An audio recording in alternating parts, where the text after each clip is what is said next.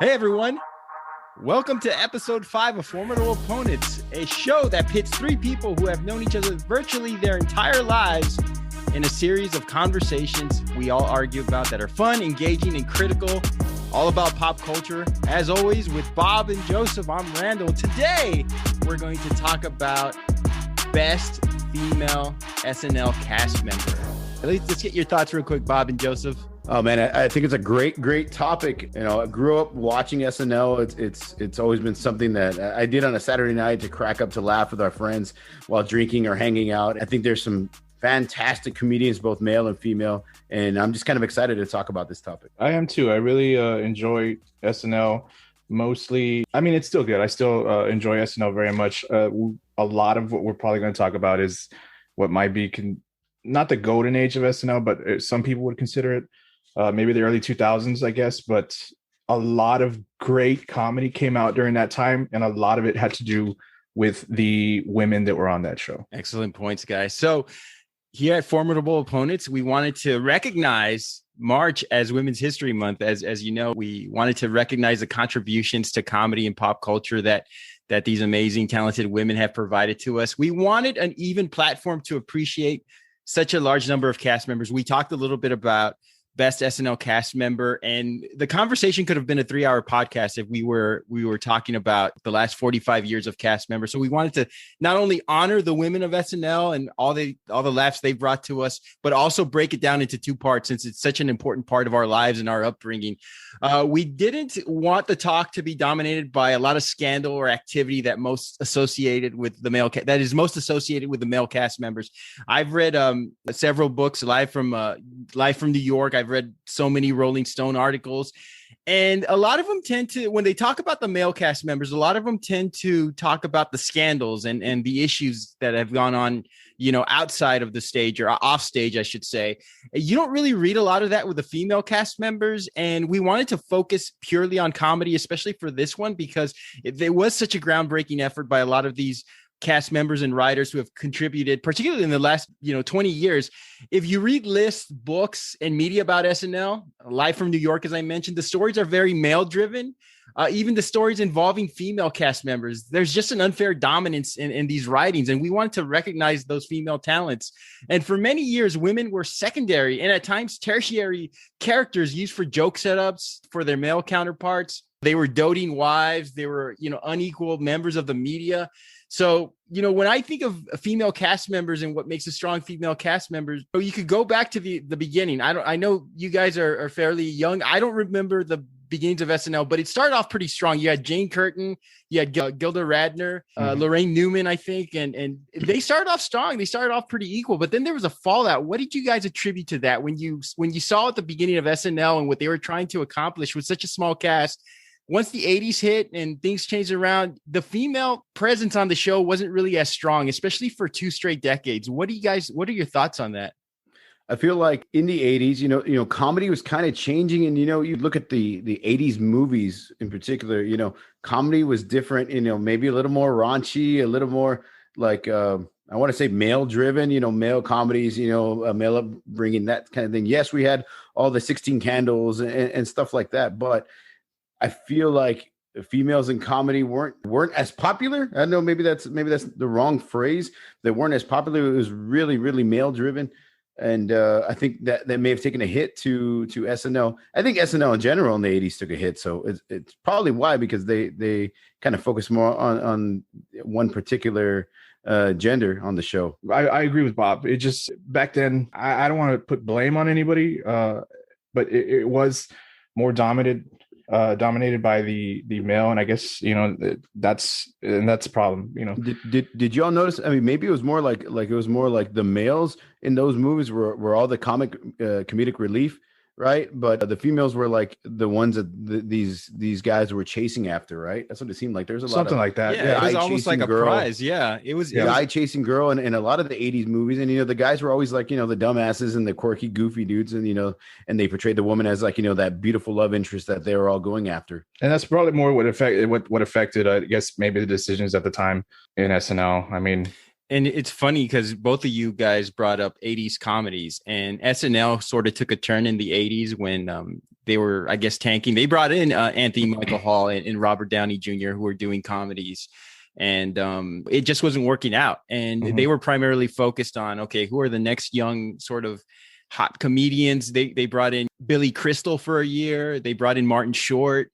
And they were always focused on, when we rekindle or when we reload on the SNL cast members, they're always focused on like 2 or 3 male comedians that they bring in. And they're focused on that, saying that these are the people who are going to carry the show. In the 80s, they took a step back. They started the decade with a female producer, which is strange because you had a female producer. Lorne Michaels took a step back after the 70s, and Jane Damanian, I hope I'm pronouncing that right, who afterwards produced several Woody Allen movies. Shame on her if you're watching the Woody Allen documentaries.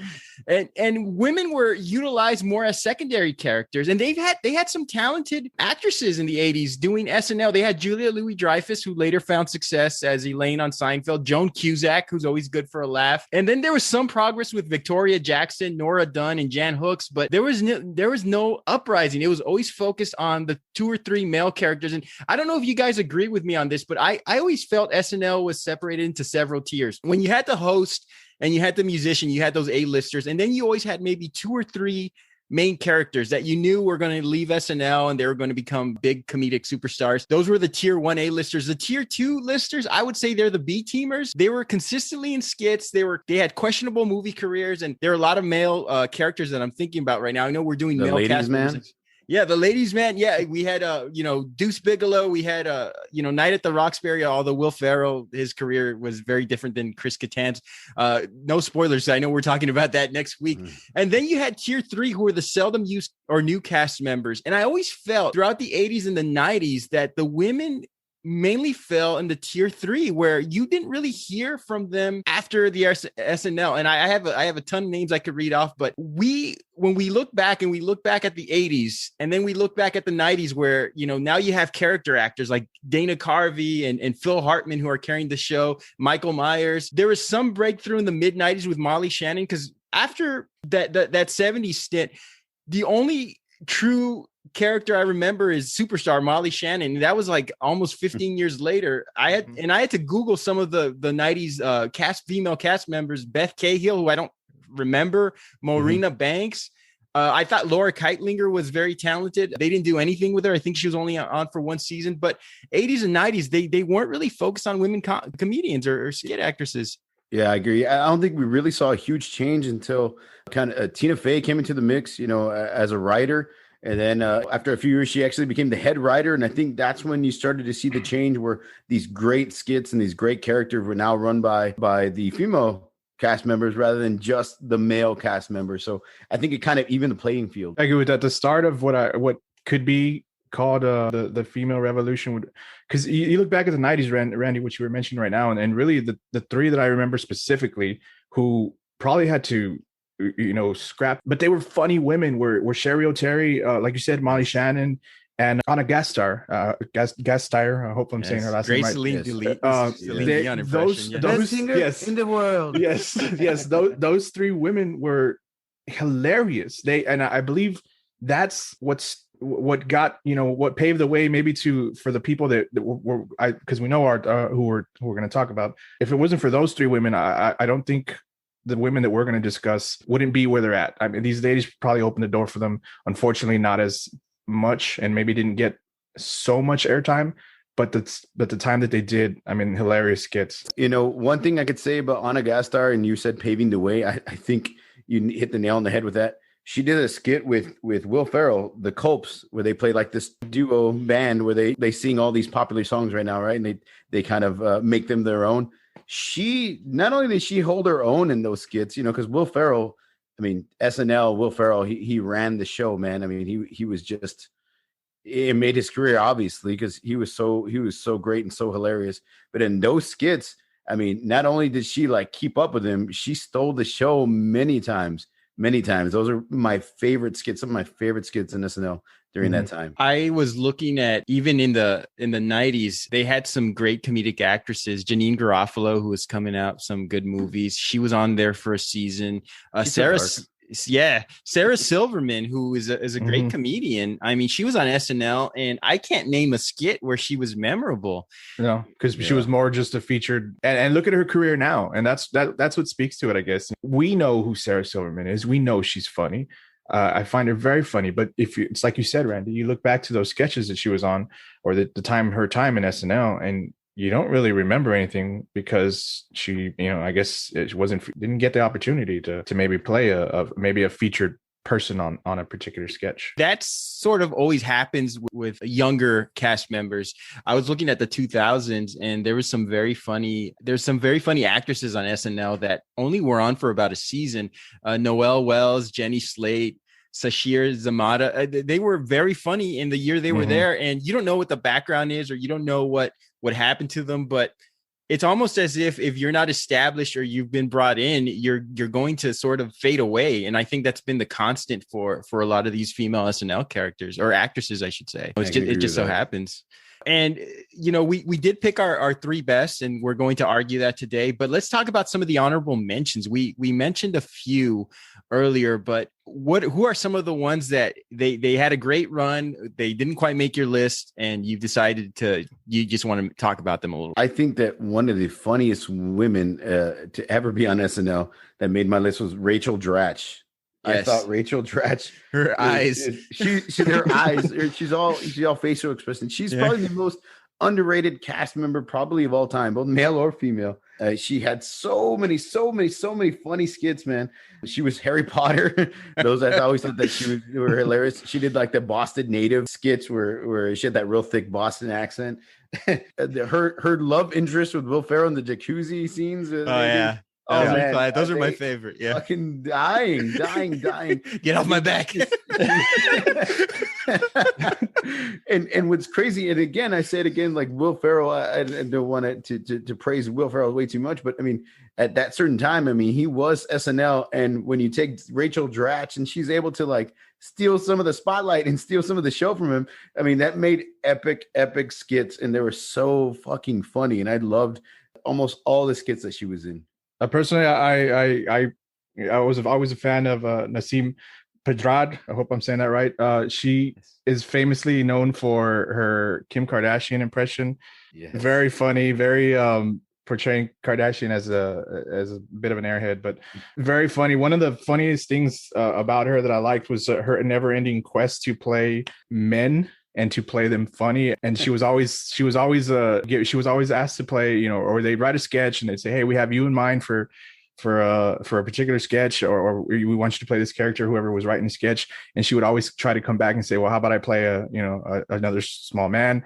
One of the funniest clips I've seen, I didn't see the full sketch, I don't think it's ever been fully released, was a Cut for Time skit, I guess, where she plays Aziz Ansari shopping for a coat. Yes, and I've only seen briefly this clip of her, her impression of Aziz shopping for a coat on a Conan episode, and it was hilarious. So her impression of him, I mean, it's funny. And actually, I think she has a show coming out on TBS where she plays a young teenage boy.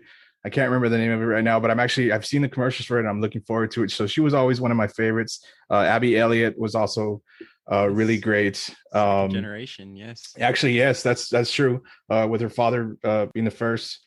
Mm-hmm. Right now, currently, 80 Bryant. I find her hilarious. She's got some good stuff. When I was, and I want to take a step back here, guys. One thing I forgot to mention, and particularly in the 90s, there was a lot of skits that featured women, but they were men dressed as women. One of the ones I recall fondly, or that was funny, was the Gap Girls, when they would have David Spade, Adam Sandler, and Chris Farley, and they did that several times. I mean, Chris Farley, dressing up as a woman. One of the things, I know we send this back to forth when we're sending like applause, is when he was dressed as Carney Wilson, and Wilson, he doesn't even talk. he just turns around and smiles, and it's hilarious. And they did that a lot. And you wonder, like, okay, yeah, it's good for laughs. Chris Farley dressing up. It's great for laughs. But would that have been the same result had they had used like say the Gap Girls, for example, if they used like maybe Melanie Hustle and whoever was on SNL at that time, if they were doing the Gap Girls, would it have had the same effects? It seems like even the skits written for females were stolen by men. Yeah. Well, obviously nowadays, females portraying males in SNL is extremely popular and it's extremely fucking funny. And maybe it didn't work in the 90s because you had a lot of, I guess superstars like, Farley and Sandler and Spade all trying to steal the best skits, right? But now, I mean, you see like Kate McKinnon playing Rudy Giuliani, which is fucking funny. I'll think of her name right now. Melissa McCarthy. Okay. Melissa McCarthy came out and was Sean Spicer. Yeah. Sean Spicer. Sean Spicer, which is fucking funny, man. I mean, like, I feel like back then you had too many superstars in one room and they were all trying to bribe the writers to try to steal the best skits. But nowadays, it's who can do it the best. Nowadays. No, you're right. They don't have that problem, and it's who can do it the best, and it's funny. It's not funny because it's not funny because hey, it's a woman dressing up as a man, playing a man, doing a sketch. It's funny because they're good. They're good at what they're doing. Kate McKinnon does, like you mentioned, Rudy Giuliani. Also, Lindsey Graham. I know a lot of it is with the current times, but her portrayal of Lindsey Graham, and it always makes me laugh. Now, I think that they don't have one, like you said, they don't have that problem, and two, the women doing this on the cast are doing a better job than any man on the cast can portray Rudy Giuliani or Lindsey Graham. I would agree. It's funny how the tables have turned, and it's taken about 20 years and probably way too late.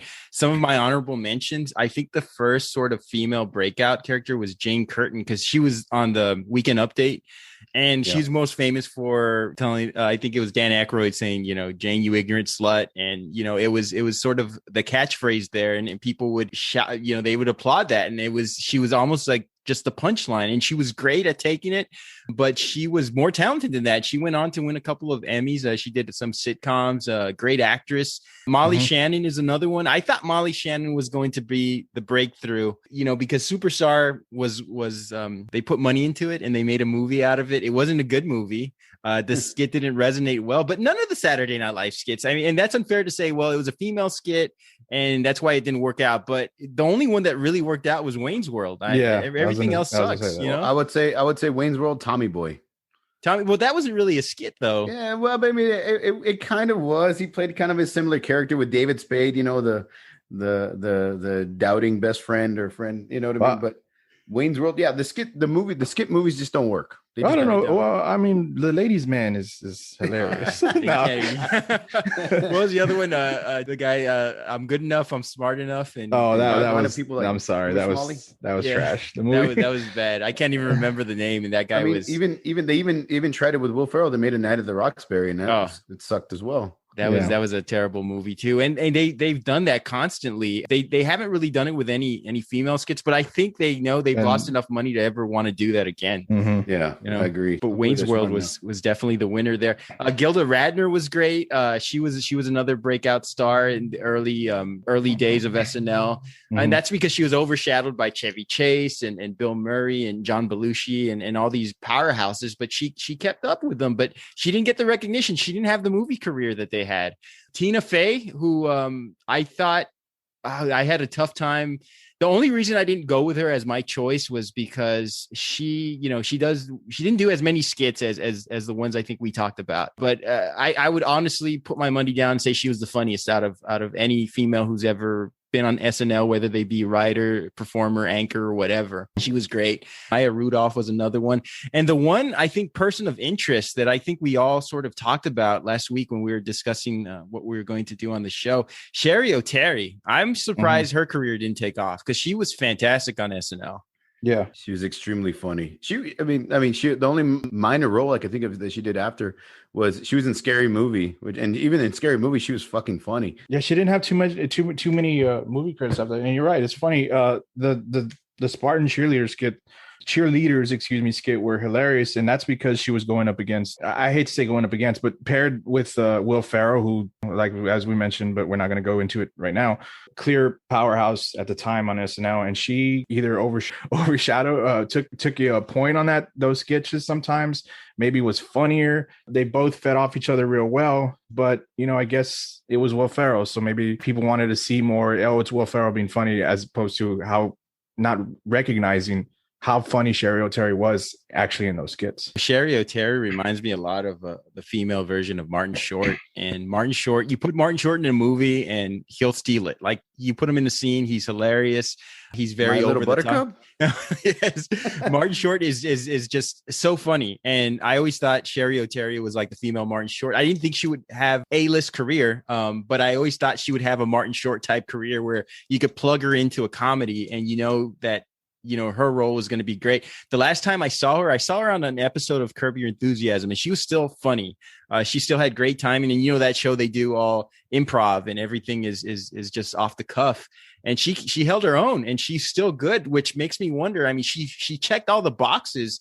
She's as talented and as funny as any of the females we're going to discuss right now, but she just didn't hit it with her career. And I'm still puzzled by it. I mean, I'm sure she still has time for sure, but it just didn't take off post SNL like I thought it would. A little disappointed in that. So we're going to go ahead and talk about our selections right now. So we're going to start off with Joseph, your selection, right? Let's talk a little bit about who you picked and why. So in going in keeping with like what we've discussed recently right now, I'm glad I can lead into my choice. I chose Amy Poehler because, and what I'm glad I consider her, or her time, not just her, the other female cast members on the show at the time with her, like Maya Rudolph. You can look at Amy Poehler's time on SNL, and that can be considered the time when women were starting to get more screen time, I guess you want to call it, get into more sketches, get their name heard more, seen more. They were starting to make their presence felt. As far as Tina Fey was already on the show at the time, already doing some writing, but this particular time in the SNL cast line is when I consider like where the women paved the way, I guess. And we mentioned earlier, the three women in the 90s kind of paved the way. This is where it just kind of kept it going to where we're at right now. So anyway, I chose Amy Poehler, who got her start in 2001. She was a cast member from 2001 to 2008 with 8 seasons. I think prior to her SNL career, she was doing the improv scene like most SNL cast members do. If they're lucky enough to get noticed. I think Tina Fey had spent years trying to get her on the show. Yes, she was such a huge improv. Recruited her for many years. But I think her first rumblings, I guess, at NBC Studios, where she used to play Stacy, a character of Andy on Conan, the show Conan. We're big fans of Conan. This is, I think, what got her foot in the door, really, or for them to take notice, or not just Tina Fey, but she used to play Andy Richter's sister, Stacy, who was in love with Conan. Yes. And so she'd be in the stands sometimes, and they had like a retainer on. Yeah, she had a retainer on, braces. She's just in love with Conan.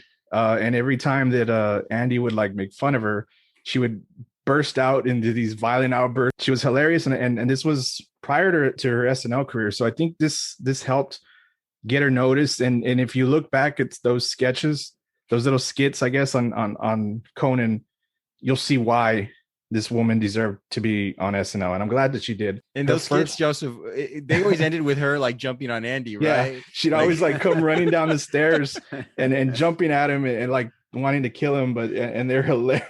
They're hilarious, dude. You go back and watch those. Some of those they're hilarious. Started in 2001. Her first year, actually, she was promoted from a feature player to a full-time cast member in her first in her first season. Second cast member to do that, period. But as you mentioned, Randy, first female. Went back and I looked at her sketches and remembered why, and saw how funny. She did a lot of impressions. A lot of them were of many celebrities. More famous were the Hillary Clinton impressions during the presidential election, where she would go back and forth with Tina Fey as Sarah Palin. Excuse me, I couldn't remember her name. Yeah. A lot of that back and forth. I think one of her most famous characters was a character on Bronx Beat, a talk show that she did with Maya Rudolph. A hilarious skit that they did where they're just, the title is what it is: Bronx women, middle-aged women talking about random things throughout the neighborhood and going back and forth. She got the nod to the Weekend Update desk in 2004 when she actually replaced Tina Fey. She was actually nominated for a Primetime Emmy Award in 2008 for Outstanding Supporting Actress in a Comedy Series. The first time any actually SNL character was eligible for it, she was nominated. Fortunately, she didn't win, I don't believe. Some of her sketches, unfortunately, when you go back and look at them, they might not fly nowadays. They were hilarious at the time, and I went back and I watched them, and yes, I did laugh, but I'll admit, maybe they're not something that you will laugh about today. But one of her funny ones was a character named Amber. Oh, that's my favorite. I was hoping you'd mention that. One-legged Amber. One-legged Amber. I just wanted to leave it at Amber, but okay. So One-legged Amber was I guess reality TV star, if you want to call it back that, competing on America's Top Model. Hilarious character who just bragged about herself, about how super hot she was. She's super horny. Oh, and she's got one leg. Everything that she would say went back to, oh, and I got one leg. And that sketch in particular. The fact that she had to hop around yes, for like 3 minutes. And fall down. Yes. There's in that sketch, if you go back and watch it, you can find it on probably on NBC website or on YouTube. There's a part where they're like telling them to pose. And so she's got to pose every, I think it happens like 3 or 4 times. They say, and pose. And she poses, but she loses her balance and she falls down. And on the way down, she's like, oh, here we go. and it's hilarious. You can't help but laugh. But Amy was, that was her, like I said, her impressions. She did an impression. She would always do impressions of Michael Jackson. No. This is actually, and it kind of goes into like women doing the impressions of a male character. I know, it's Michael Jackson, but women doing impressions of male celebrities or just doing male in general. Those Michael Jackson skits, man. Yeah. I was rewatching them and they're so funny because she's doing such a terrible job, but like in a funny fucking way. Yes. You know what I mean? Because then you're watching it enough and you start thinking like, didn't Michael Jackson really sound like that? What the fuck? Because yes, that was the thing. They weren't exactly the best, but they were funny. Another one of her impression of Dakota Fanning on the Dakota Fanning show. Yes. Hilarious. She plays a very exaggerated character of Dakota Fanning, a young Dakota Fanning. At the time, Dakota was a young actress. Obviously, we all know Dakota Fanning is a tremendous actress. But the point of the sketch was that she was making Dakota, I guess, made her smart. I don't want to say more intelligent than everybody in the room, and Dakota, and just not acting like a kid, which is what she was. One of the main things about it was she would always make her band leader Reggie, I guess, feel stupid. It was Keenan, right? Keenan. Yeah, it was Keenan. Keenan was the band leader, and so she'd like talk about reading a book or something that by some philosopher. And she'd ask like, "Oh, did you read that one, Reggie?" And she's like, "Oh no, I was watching Family Guy." And she'd say something like, "Oh, yeah, I'm sorry. Sometimes these references just fly over his head, and it just cut to a scene of Keenan just looking like bewildered." The fact that this skit was in the early 2000s, it was Kenan Thompson was on there, and the fact that he's still on now, it just like, man, that guy's been on there forever. But go ahead. No. But yeah, so. Some of those two in particular have always been my favorites. Her time on the Weekend Update desk were hilarious. What's funny is a lot of people look to that time when she was on the Weekend Update. She was doing writing. She was also doing the sketches, and she was also pregnant. So she was also doing all these amazing things while she was pregnant. I think she got up to 9 months while still doing the show. Yeah. Doing all these funny sketches, the Weekend Update stuff. It led to, obviously, I'm a big fan of Amy Poehler. When she left SNL, she went on to, I believe she went straight into Parks and Rec, which is one of my favorite shows. She's had a pretty good, I'd say, movie career. I think she's more aimed towards sitcoms and TV shows. But I mean, I find her movies hilarious. But this is why I chose her, because as we mentioned earlier, I think this group of women on the time, it was like Amy Poehler, Maya Rudolph, Tina Fey. They were opening the doors to women being more noticed or being recognized for their comedy sense, their timing, their acting, their everything. and doing it all too. Not just the acting, the writing. Amy was writing, Tina was writing. This was a great time, and I think the beginning of what we see now a lot of the Kate McKennas, the Aidy Bryants, this is where it began, and this is why I chose her. Yeah, I agree. I agree so much. I mean, Amy Poehler is such an amazing, fantastic, and hilarious SNL cast member. You know, and I hate to be the one to don't do it. Take the piss out of the piss on the floor. But you know, I honestly believe that she grew and she got better and better as her SNL career moved on. But she wasn't as great in SNL as she was in Parks and Rec. Parks and Rec is probably one of my top 5 comedy shows of all time. I mean, every episode, every season, I watch them over and over and over and over and over and laugh every single time, dying laughing sometimes, you know. And she's so fantastic in that show. Her timing is perfect. You know, her facial expressions are perfect. Like, the writing's so good. Her character development, everything's so amazing. And I think that's why it kind of overshadows her SNL career a little bit. She was so fucking funny in SNL, yes, but other than, like you said, One-Legged Amber and, you know, Hillary Clinton, there was not a lot of reoccurring characters, and a lot that I felt like she wasn't the main focus, the main star. And we are arguing who was the best. So although I thought she was hilarious, and yes, she was one of the innovators and one of the ones that helped help the movement, right? So that way more women could be, you know, the lead character, the sole character in a skit, and could run the damn show. But I feel like the career afterwards, her Parks and Rec career, way overshadowed what she did on SNL. I think with me, I agree a lot to that. I know we're talking about some tremendous talents here, and it's hard to hate on Amy Poehler because she's so talented. From what I hear, she's a genuinely nice person. Mm-hmm. I know Seth Meyers and a few other people had praised her about she was always supportive of writers who would turn in their stuff. She was always giving like that she had the best laugh, and she's tremendously talented. And I don't think anybody plays raunchy as well as she does. I mean, when she goes into like raunch mode, she's willing to do it. She does it. She goes, you know, she's top notch. The fact that she was 9 months pregnant and still doing skits is just a testament to her dedication. The thing about Amy Poehler, I always felt like when you put her and Tina Fey together, particularly in Weekend Update, I always thought that was her best work. And I know that's not necessarily a skit. It kind of is, it kind of isn't, or it's a skit within a skit sometimes when they bring in secondary characters. But I always felt like she was a great supporting actress when it came to SNL skit.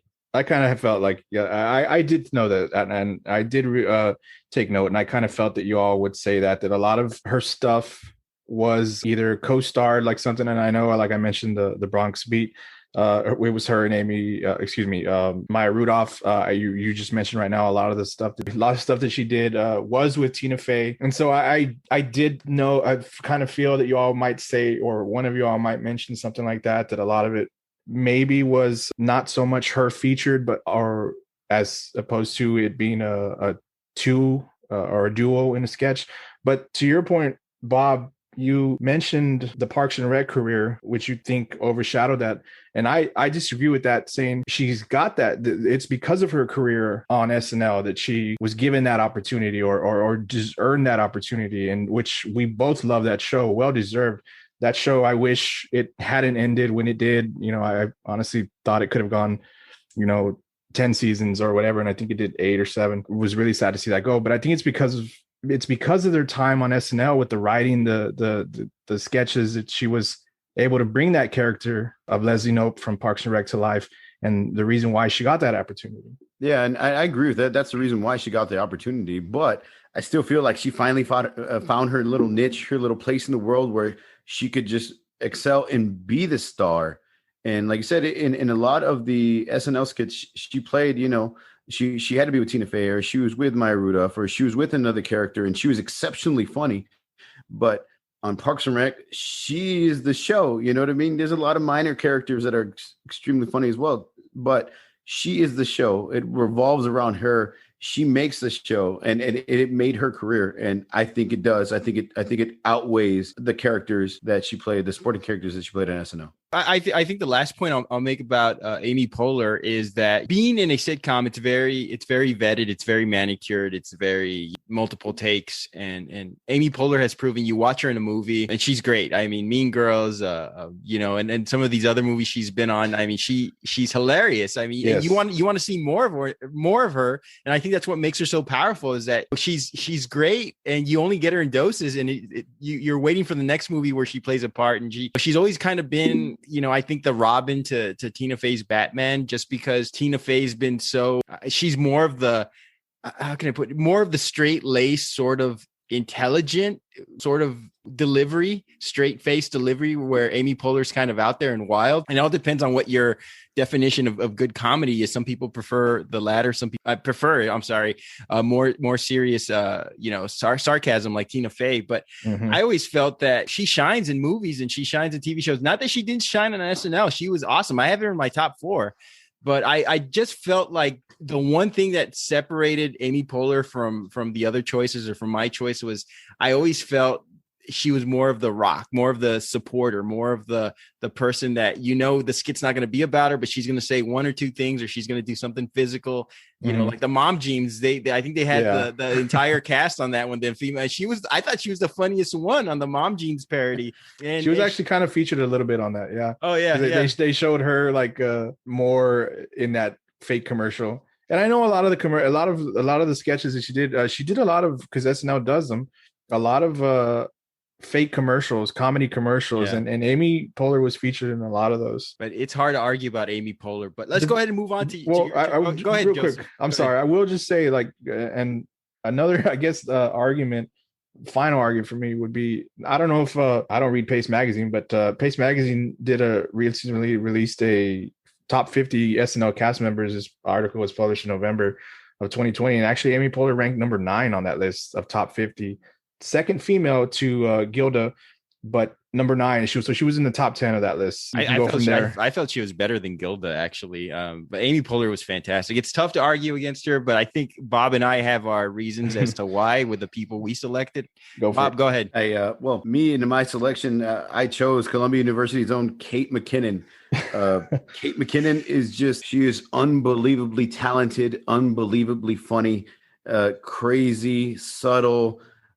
She's the perfect SNL cast member, I believe. Her ability to make any character that she plays stand out and funny is what makes her the best. That's why she's my number 1 pick so far. And we talked about Amy Poehler, and we said, she was more like the sidekick type of funny. Kate McKinnon has those solo skits. Kate McKinnon plays the sidekick skits. Kate McKinnon plays those roles where she's a minor character in a big group, and she steals the show every fucking time, dude. She is hilarious. She's hilarious. She's the funniest person in the room. She has been the funniest person the past 6 or 7 years on SNL. I think SNL, just like in the late 90s, early 2000s, how Will Ferrell was kind of running the show. He is SNL. One of the ones that always sticks in my head is from Weekend Update. She plays like the poor Russian Olya Povalsky. She's just telling her crazy stories about how she's suffering, or how or what she needs to survive or whatever now that she's living in the US. She has a ton of she plays a funny teenager, Megan, in Sleepovers, who's always doing something stupid like flushing a tampon down the toilet and flooding the entire upstairs area. Her best character, or one I think is the best, is Miss Rafferty, where she's usually sitting with 2 of her roommates or 2 of her friends or family members, and they're telling poltergeist encounter, whether it's encounter with aliens or whether it's encounter with Santa Claus or his goated friend, right? She steals the fucking show. She is so goddamn hilarious. And those skits are so great because if you watch the other cast members, they're all trying to keep a straight face, but they can't. And I think that's what makes her so great as well. Not only is she funny and she makes the crowd laugh, but she makes her own damn cast members laugh. And, this is all, dress rehearsed, and they know what's coming, and they still can't hold it in.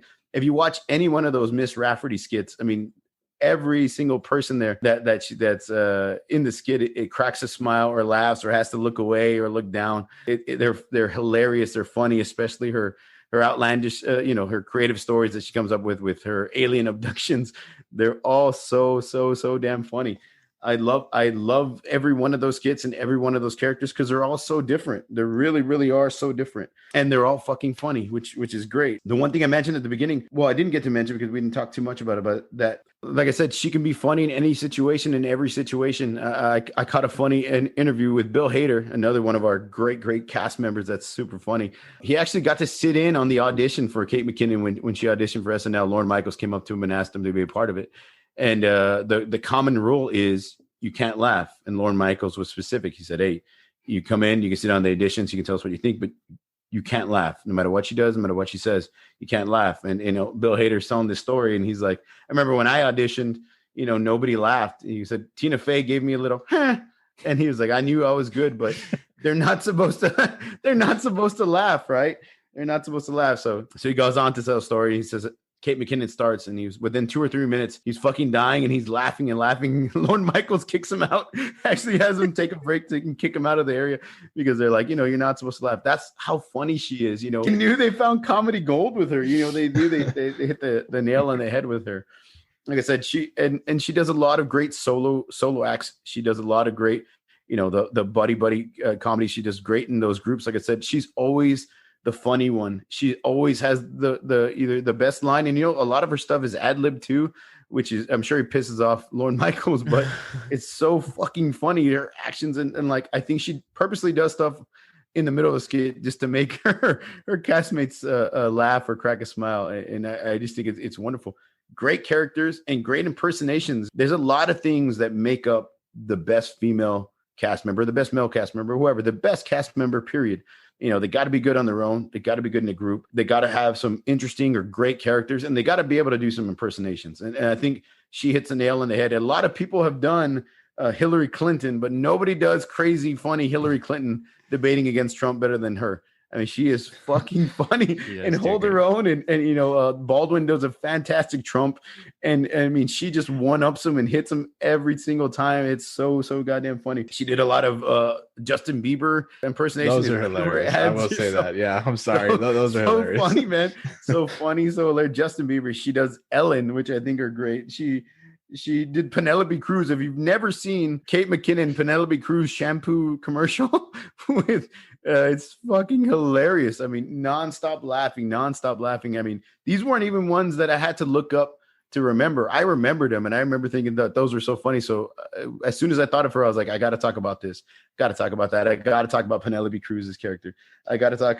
She does a lot of. She even does Ruth Bader Ginsburg. I mean, she does a fantastic job of that. She does Rudy Giuliani, like I mentioned before. She does male characters. She does it all. She's extremely talented, extremely funny, and one of the ones I think that stands out above all else. And she's only done this character or impersonated this character, I'm going to say 2 or 3 times, is Jodie Foster. She does Jodie Foster in the Bond Girls auditions, and oh my God, she nails it. Sure. I mean, she nails it. It's a Bond audition, a Jurassic Park audition, and then she does one like, it's like playing off the movie Contact, and it's just, she's just so talented. I mean, Jodie Foster has one of those voices where I'm sure a lot of people could probably replicate, right? But her facial expressions, her look, her delivery is just so perfect. It's so perfect. I wish I could say that. I mean, we can talk about her movie career, and I know they did Ghostbusters.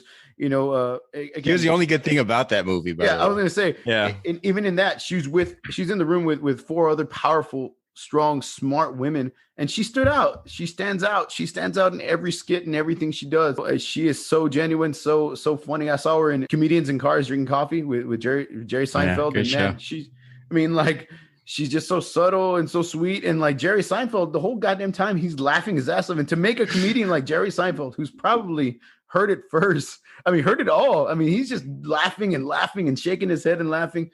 I just feel like on the show itself, she's the best thing that's happened to SNL in a very long time. And I think it runs through her. And as long as she's successful and she's in skits with people, like, it's going to continue to be funny and continue to grow.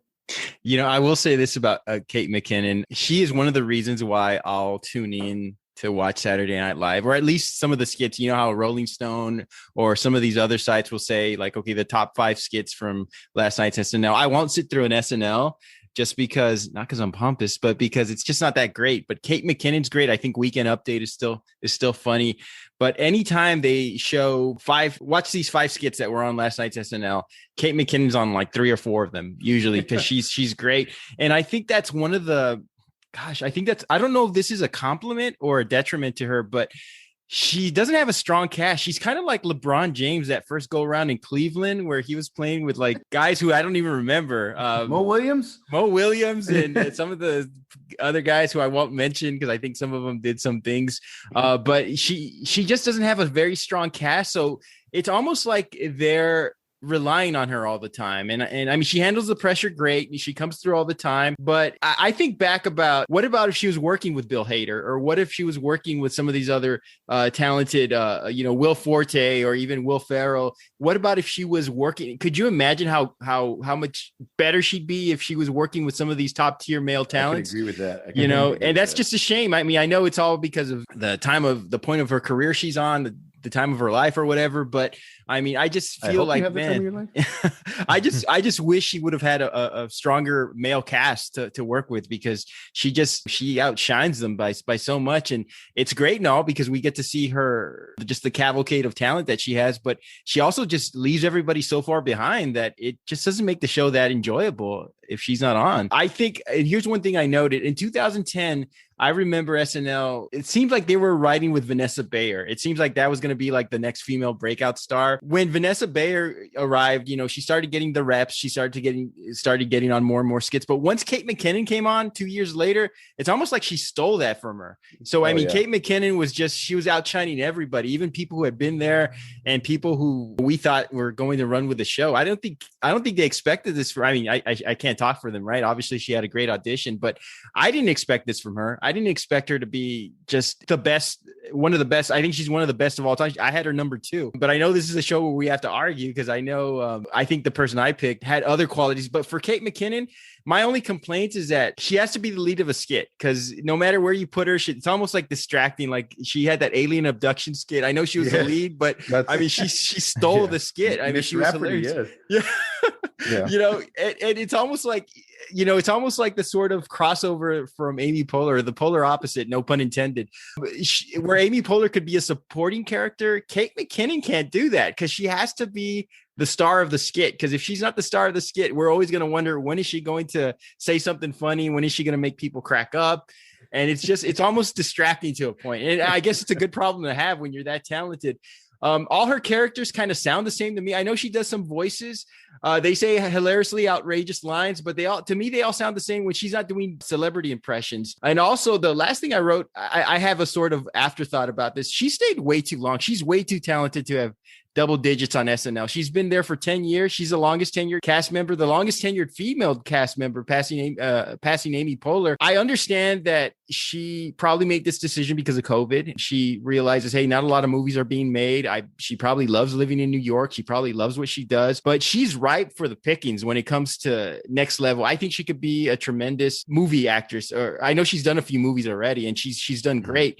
I don't understand why she's still on SNL. I don't want to, especially with this cast. I think it has to do with being the golden goose. It's kind of hard for Lorne Michaels to let go of the probably, like you were saying, the one cast member that everybody tunes in to see every week. So I'm sure he has some influence on that, if anything. What do you think, Jason? Well, my argument would be, and I think you maybe mentioned it about mine, she does have a lot of, I am not knocking her impressions. I mean, I find her hilarious.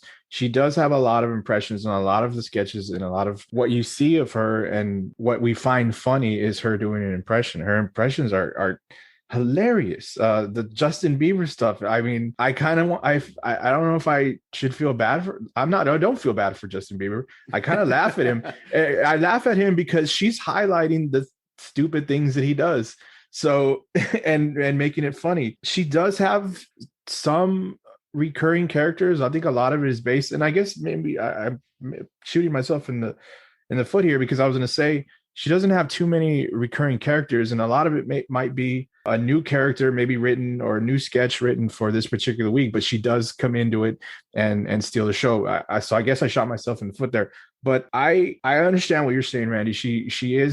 I'm surprised she's there myself. I honestly thought she was going to leave 10 years. a couple, maybe 2 seasons ago, maybe around the time that Vanessa Bayer did leave, or because she was already, like you mentioned, she had a kind of overtaken her.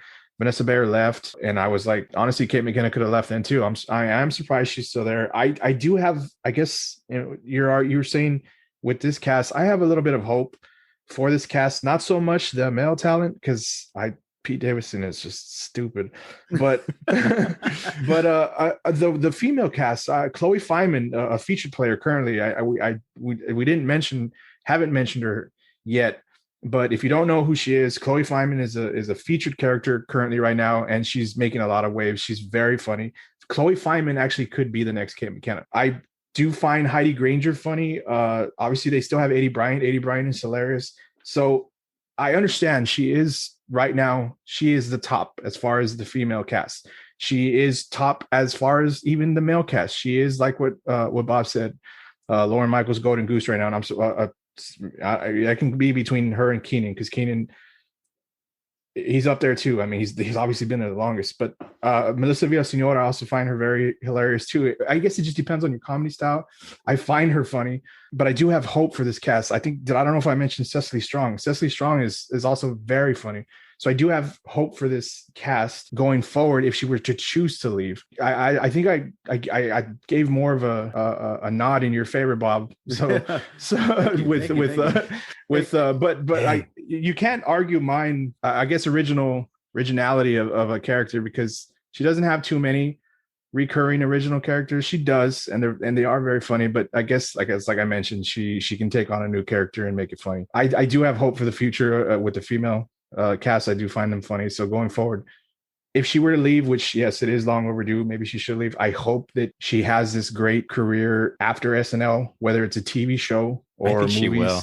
Yeah. And maybe it should be a TV show. Maybe she doesn't want to, maybe she shouldn't jump into that, which not that she couldn't, but you don't want to see her not get her fair shake, I guess. Yeah, I think she's far too talented for to not succeed in anything that she jumps into. And going back to Randy's point too, I wish. I mean, I can only imagine what she would be, or what skits she would have done, or how well she would have held her own with the Bill Haders, with the Will Ferrells, with the the Adam Sandlers and the Chris Farleys, and all the full cast, right? I just think that no matter where you put her, and like you said, she's just so fucking funny that even if you have her hiding in the background, everybody's waiting, like, what's McKinnon gonna say? I will say this: how is she gonna kill it? Her with Will Forte would probably, I mean, it's funny. It's like sports. It's like, what if Phillip Rivers had Randy Moss, or what if, you start talking about, what if Karl Malone had Scottie Pippen? You could argue up and down about ifs but it's also the writing. It's also the talent. And I mean, I think clearly Kate McKinnon, who I had as number 2, I mean, she just overshadows everybody at this point, other than Weekend Update, which I like to listen to. Yes. I mean, Kate McKinnon is the only reason I'll watch any of the skits. And she's actually a big part of Weekend Update. She does a lot of appearances on Weekend Update. Sure, her appearance, her take of the great Ruth Bader Ginsburg, very funny. Great woman, obviously, and I'm sure she brought a lot. If you didn't know who Ruth Bader was beforehand, you knew after, and hopefully you looked at her great career as a Supreme Court judge, and not just, how Kate McKinnon made her appear to be. She was a great woman, and Kate McKinnon only highlighted that. 2 good choices so far. So the last choice, Bob, did you have any other points? I'm sorry. No, that's perfect. That's perfect. Thank you all for making me feel like I made the best choice. Yes, it's going to be hard, but I'm going to top it with this one. Let's go. All right. So obviously, for those who are listening this deep into it, we haven't mentioned one person yet that obviously has had a tremendous movie career, has just had a huge influence on any female cast members or male cast members that have come after her. Kristen Wiig, who's been a tremendous asset to Saturday Night Live. When I first was introduced to Kristen Wiig, it was on the Joe Schmo Show. I don't know if you guys remember that shitty reality show on 2003 where a guy didn't know he was on a reality show and everybody was actors. They were really featuring Lance Crawl, who played a character actor. He was a character actor on that show, but Yeah, and Kristen Wiig played she was a psychiatrist, I think, or psychologist, and she was very understated. So when I saw her in SNL, years later, I was like, I know who that woman is. And she wasn't very funny on the Joe Schmo show. And once she took over, and she was on SNL, I think, for a perfect amount of time. She was on there for 6 years. I mean, I think 4 to 6 years, that's the sort of golden ticket. If you're a superstar, if you're on there for any longer than 6 or 7 years, I think that's a little too much. And I mean, what can we not say about her? I mean, she was the Target lady. I mean, you watch those Targets where she takes off and finds the product, tells them what she's going to do with it.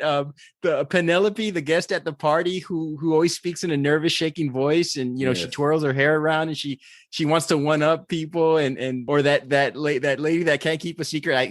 The skit. I can't remember the name of her in the skit, but she can't keep a secret, and she's trying everything she can do to not tell them, like, a couple's going to announce a pregnancy or somebody's going to announce something, and she's trying to keep it a secret. So she'll like throw herself through windows. I mean, she just has a great physical presence, too. And she is probably the most impersonated woman by any woman right now, ages 18 to 40. It's almost to the point of annoyance. Like, I remember I worked at a place where I worked with several female coworkers, and they were always impersonating Kristen Wiig's skit characters to the point of like, and I almost didn't want to watch SNL anymore. But that's the influence she had on many people. I think, she had a great balance of being the focal point or the setup person in the skit. She was a classic comedian in sort of the spirit of like Cloris Leachman or Madeline Kahn. She just was like a throwback where she could hang out with any of the powerhouses. And I think she had a pretty good cast. She was versatile. She can be smart. She could be dumb. She could be mean. She could be kind, sexy, deplorable. And she's still the funniest person in the scene. And I to Bob's point, where, we talked a little bit about Kate McKinnon's lack of talent around her. Of course, that's subjective. Kristen Wiig had an opportunity to work with Bill Hader, Jason Sudeikis, Will Forte, Andy Samberg. I mean, she had so many people. It was a great just cast that she got to work with. And she's single. And for at least 2 or 3 years, she was, you talk about all those talented people she worked with. For about 2 or 3 years, she was just top notch, the best person on that show. And she commits to characters at a level that is Will Ferrell-esque. When Will Ferrell, he was noted for never breaking, just as some of the, like Dana Carvey was, but Kristen Wiig never broke either. She was just so committed. She would have others break around her, and she would just stay stern in her character. And I think she would have been successful in any era. You put her in the 70s, 80s, 90s. I think we would have been talking about female SNL cast members being the focal point had Kristen Wiig been there in the 80s or the 90s, instead of, being relegated to sort of background characters. I don't see how you could top her. I mean, she's had a wonderful movie career. I mean, she's in big budget movies. She broke out with Bridesmaids. She does the Wonder Woman, 84. What are you guys' thoughts on Kristen Wiig? Well, I mean, Kristen Wiig. I keep on calling her Kirsten. I'm sorry. Well, the first thing you think of is funny. I mean, she's hilarious, and you hit the nail on the head. Like, she can do a little bit of everything. She can play angry, she can play characters, she can play funny, she can play crazy, she can play sexy. She can play a lot of different characters, and I think that's one of her strong points. And going back to her movies, I mean, she's really taken off with her movie career, starting with Bridesmaids. Although she wasn't the funniest person in Bridesmaids, by the way. That was Melissa McCarthy. She has a lot of great skits too. Like you mentioned Penelope, the one-upper, right? She's the one-upper in the party. Somebody says, I feel a little sick, and she's like, well, I've been sick for a month, and I'm dying, and the doctor says I only have 2 days to live. I think that's fucking hilarious. She plays it's an extremely relatable character, because in our families or our group of friends, all of us have that one, right? That's the one upper. And if you don't know the friend that's a one upper, then you're probably the fucking one upper. That's true. I think it's me. I love her. One that you didn't mention was Dunice, the little-handed character. The Lawrence Welk show. I thought, like, when you didn't mention that, I was like, she's probably one of my funniest ones, because she's so weird and so quirky. And another character that I saw in real life, she's so like subdued and quiet and more like an introvert. So it's so great to see her like come out of her shell and play these crazy, funny, hilarious different characters. Again, my only argument against her, because it's hard to argue against all of these women. They're all amazing in their own rights, but she steals the show at times where I feel like Kate McKinnon is the goddamn show. She steals the show every time. Give her one line give her 10 lines, make her, you put her up front, you put her behind, she's going to steal the goddamn show. And I think Kristen Wiig did that at times, you know. Maybe you're right. Maybe she would work in different decades because, you know, she has some subtlety to her. But I don't believe, and if she's losing, it's by a very small margin, by a hair. I still a tiny hand. like Kate McKinnon just is that best, that bright shining star, like in particular, right? She's going to be the one that she's just the one that is the show, and she's done it for so long. And yeah, it's kind of a knock against her because she's been there for 10 years, but she's still killing it. She's still killing it. And that's amazing. And hopefully again, like she'll have a great movie career like Kristen Wiig's having. My first time seeing Kristen Wiig, she was this is the first time I remember. She was in a skit with Jason Sudeikis. It was and it happened. They did this skit a few times. It was a recurring skit where it was called Two A-Holes. It was a recurring skit, and it was two A-holes at this or two A-holes at this. Jason Sudeikis would play the husband to Kristen Wiig. Kristen Wiig's character was just an airhead, bubblegum chewing, not paying attention to anything other than what was on her phone. Didn't say much. And this was my first experience with Kristen Wiig. I thought she was funny for saying so little. And I guess, and she was doing so little, and it was still funny. She was just, they would ask her, Jason Sudeikis would ask her a question like, "Hey, what do you want to do, babe? Want to go, babe?" And Kristen Wiig's character, I don't believe they had names, would just kind of like give him like a, "What are you talking about?" look, and a one answer, a one word answer, just like, "Yeah, okay." But anyway, that was my first experience, and I thought she was funny, and I thought, okay, this is somebody new. Obviously, she's gonna be something, and she was. She has obviously. You've already mentioned it. I can't. I'm just repeating what you guys said. Great career, great movie career. You were right, Randy. She left kind of what you say a perfect time, and it was. She did strike gold. I guess as a fan of SNL, you did want to see her more, and maybe that's a knock to Kate McKinnon because. They gave her a huge farewell too. I mean, yeah, they did did like dancing and everything. And I'm not saying that they won't do that for Kate McKinnon. Yeah, Kristen Wiig maybe was ready to go, and maybe Kate McKinnon isn't. But my only complaint with Kristen Wiig would be I'm sorry, you all didn't mention one of her probably funniest skits with Will Forte. Gilly. Yeah, Gilly. Gilly, yeah. I was going to mention that right now too while you were talking. She doesn't do much and she doesn't say much other than some dances. And I kind of know, maybe it's more Will Forte just saying Gilly, but very funny. I kind of got a little tired of the Penelope. Is Penelope was a serial one-upper? Yes. I kind of think that sketch ran its course, and the Target lady is always funny, but I think and maybe that helped her when she left because they didn't run her bits into the ground. I think they were starting to. I kind of got tired of the Penelope. She was obviously very, very funny. And you're right, Randy. She did. I think it was Randy mentioned it. I'm not sure who mentioned. Yes, you, Randy. I'm sorry. I apologize. You were right. She made a lot of characters break. I actually did remember seeing her break a few times. One of my favorite sketches was a recurring one called The Californians that she was featured on with Bill Hader, and I can't remember his name.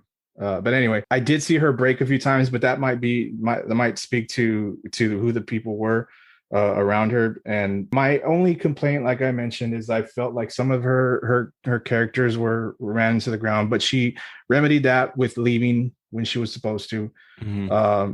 Left has continued to have a great career. Wonder Woman 1984, not the best movie. No, not a good movie. But a big franchise though. Big franchise, yeah. Yes. I'm surprised to see her in it. And don't get me. And honestly, it wasn't as Wonder Woman. It wasn't as good as the first one. The first one was great, which kind of makes me think where'd they go wrong in the second one. And maybe it was spoilers.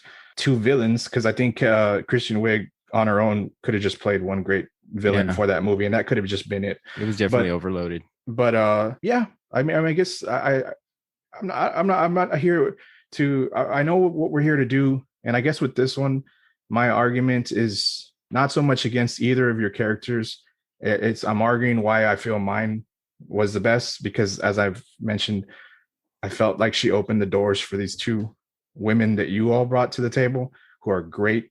And that's my argument for my person. And I'm not really I can't really argue too heavy against both of y'all. I mean, they're all great women. Just little things like that. Like maybe I got tired of a particular character. I was going to say the same thing. Like I feel like Kristen Wiig, her characters were so funny and so crazy, but a lot of times it may have been a little bit like too repetitive, right? Some of the characters kind of bled into the other. The same thing goes for Bridesmaids, but she's like so perfect. She actually shows a different side of herself in her acting skills, where she plays like, a little bit more serious with the funny. And I think that kind of opened the door for her to do more movies like Wonder Woman, where she plays a villain and she's not just a comedian. So I think she's a great actor. I really do feel like she's a great actor and she's a great comedian, but not necessarily the best of all time for SNL. I think that one of the last points, I was watching some of her skits last night, and I do agree. I know the reoccurring characters; those are the money makers. Those are the it keeps people tuned in, and it's hard to develop new scenarios, especially when you have somebody whose running gag is to do one or two things. But she was great in some of these other. One of the skits that made me laugh the loudest was when she was playing Jamie Lee Curtis, who took a shit on herself after she ate yogurt. I don't know if you remember that. She was doing a commercial for yogurt, and she wasn't even doing like a Jamie Lee Curtis impression. She was just so funny and so fluid.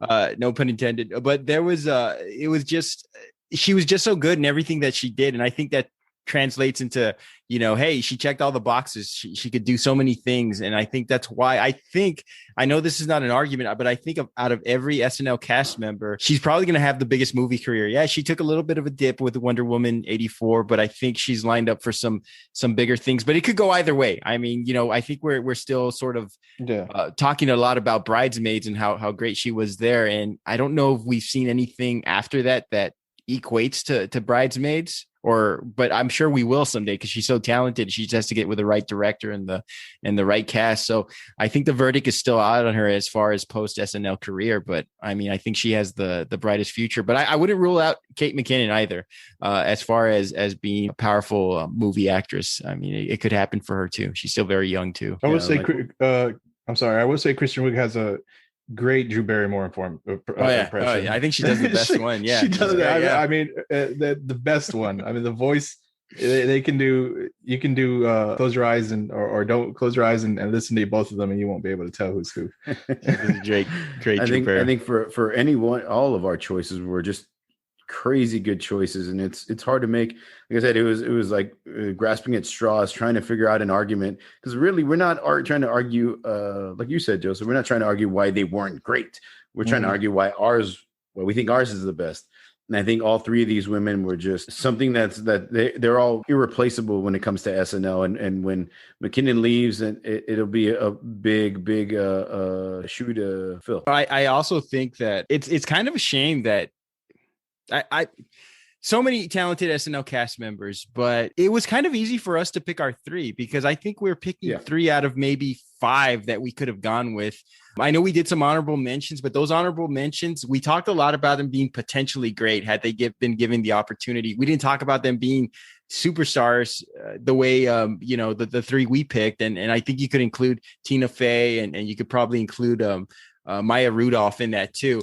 But other than that, I don't think we had much of a choice, and that sucks, because I think that's a sort of harsh thing to say about SNL and the way they've treated their female cast members. They didn't really write for them, but it's also promising that we're talking about the last couple of decades, how, hey, they're coming up and we're getting more equity, we're getting more representation, and the females are showing that they could be as funny, and they've always been, right, but they just haven't been given that opportunity. And I think now they're finally shining, and I think the reason we're tuning in is because the most talented cast members now have been female over the past decade. I would say the whole cast right now, the current season, out of the entire cast, the women are the funniest. I can't really speak for any of the male cast on the roster right now. Cecily Strong's still there. I know there's always a threat of Kate McKinnon leaving. Aside from, I guess, Keenan. I do find will very never funny. leave. Yeah. No, I mean, I don't know. He has a new show on show. NBC. Let's see if it's But they're trying to kick him out.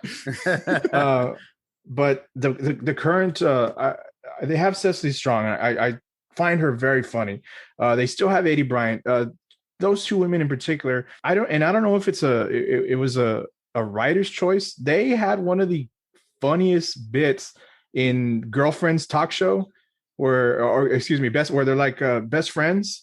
It's Aidy Bryant's character and Cecily Strong. They're best friends, and they do a talk show from their basement. And there's always like a guest coming in that's like trying to take the Cecily Strong character away from the Aidy Bryant, and Aidy Bryant's character is always losing it. This sketch, if you watch it, if you don't know it, they're very funny. And I know they've did it a few times. They've done it more than 4 times, I believe. But they haven't done it, this sketch, and I don't know how long. I don't know whose choice that is. Maybe they don't want to do it anymore. Maybe they, maybe they feel they've ran it into the ground themselves. Yeah. But there's women, the women on the show right now are in a great position, and maybe it speaks to what we've kind of said. Is there something still? I believe that they have a greater voice now than they've done in the past. Most definitely, but maybe they don't want to do it, and maybe I'm just misinformed. I think that whoever's writing right now, I mean, clearly the women are dominating, like we've said, with the impressions of the current situation going on, whether they're doing an impression of Rudy Giuliani or Anthony.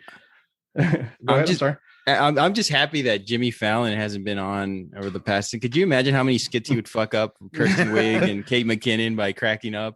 So thank God he's out of there, By the way, that'll segue us to next week, as we will cover Best Male SNL Cast Member. Spoiler alert, neither of us are picking Jimmy Fallon. But who knows? One of us might have been pick Keenan or somebody. I don't know. But we'll talk about that next week. Before we leave, I want to give some shout outs to some supporters. We've been retweeted as a podcast to follow by Shocked and Applaud. So if y'all are listening, thank you so much for tweeting that. So kind. WTCC Podcast also retweeted us as a podcast to follow. So if you guys are listening as well, thank you for showing the support. I also want to send a shout out to George Elizondo and Javier Sepulveda for giving us a shout out on Facebook and tagging me and telling everybody to listen. We appreciate that. So we're thankful for your support. And as always, if you want to contact us, reach out to us at formidableopponents@gmail.com or follow us on Twitter at FOpponents. We'd love to hear from you guys. Next week, we'll be covering Best Male SNL Cast Members. So we have a lot to unpack, and we hope you join us. So for Bob and Joseph, I'm Randall, and we'll talk to you guys next week.